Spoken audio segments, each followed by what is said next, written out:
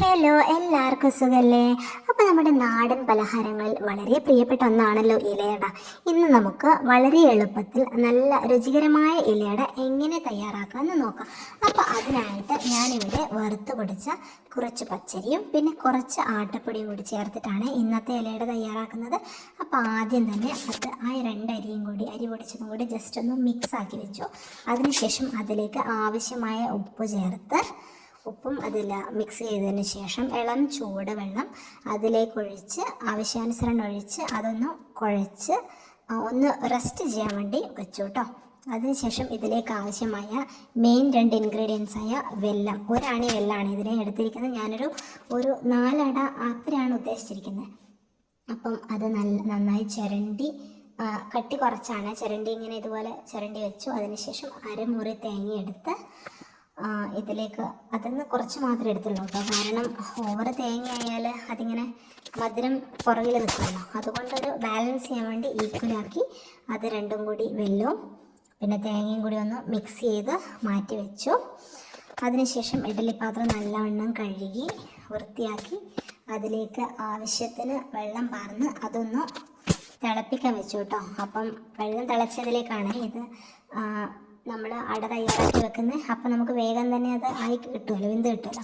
അപ്പോൾ ഇത് പരത്തുന്നതിന് തൊട്ട് മുന്നേ ഇഡ്ഡലിപ്പാത്രത്തിലൊന്ന് വെള്ളം എടുപ്പത്ത് തിളക്കാൻ വെച്ചു. പിന്നെ വെള്ളം കൂട്ടി ഇല നന്നായി ഒന്ന് വൃത്തിയാക്കി കേട്ടോ. കാരണം നമ്മൾ ഇല കഴുകി എടുത്ത് വെച്ചിട്ടുണ്ടായിരുന്നു. അപ്പോൾ ജസ്റ്റ് ഒന്ന് അതിലെ വെള്ളം പോകാൻ വേണ്ടി ഒന്ന് തുടച്ചു കൊടുത്തു.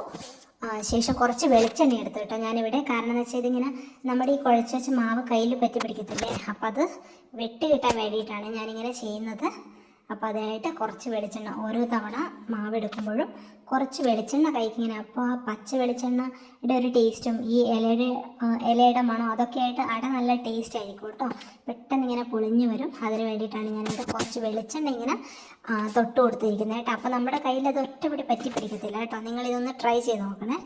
അപ്പോൾ അതിലേക്ക് അത് നല്ല സോഫ്റ്റായിട്ട് ഞാനതിലേക്ക് അധികം കട്ടിയില്ലാതെ നല്ല വൃത്തിക്കൊന്നത് പരത്തി കൊടുത്തു.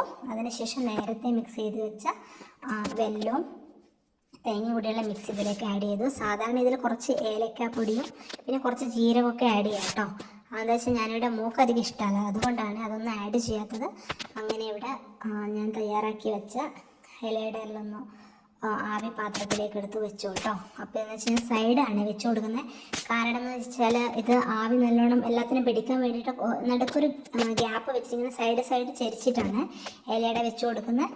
അതിനുശേഷം ഒരു 15 മിനിറ്റ് ഇതൊന്ന് ആവി നല്ലോണം കയറി നല്ല വെന്ത് സെറ്റാവാൻ വേണ്ടിയിട്ട് ഞാനൊന്ന് കുറച്ച് സമയം വെച്ചു. അതിനുശേഷം 15 മിനിറ്റ് കഴിഞ്ഞ് ഞാനത് തുറന്നു നോക്കുമ്പോൾ നല്ല സോഫ്റ്റ് ആയിട്ടുള്ള ഇലയുടെ ഇവിടെ റെഡി ആയിട്ടുണ്ട്. അപ്പോൾ എന്താ വെച്ചാൽ കണ്ട ഇലയുടെ ഇങ്ങനെ ഒരു വരയൊക്കെ വന്നിട്ടുണ്ടോ, അത്രയ്ക്ക് നല്ല സോഫ്റ്റ് നല്ല വൃത്തി ഇങ്ങനെ വെന്ത് വന്നിട്ടുണ്ട് കേട്ടോ. അങ്ങനെ ഞാനിത് ഇന്നത്തെ ബ്രേക്ക്ഫാസ്റ്റ് ആയിട്ടാണ് യൂസ് ചെയ്തേക്കുന്നത്.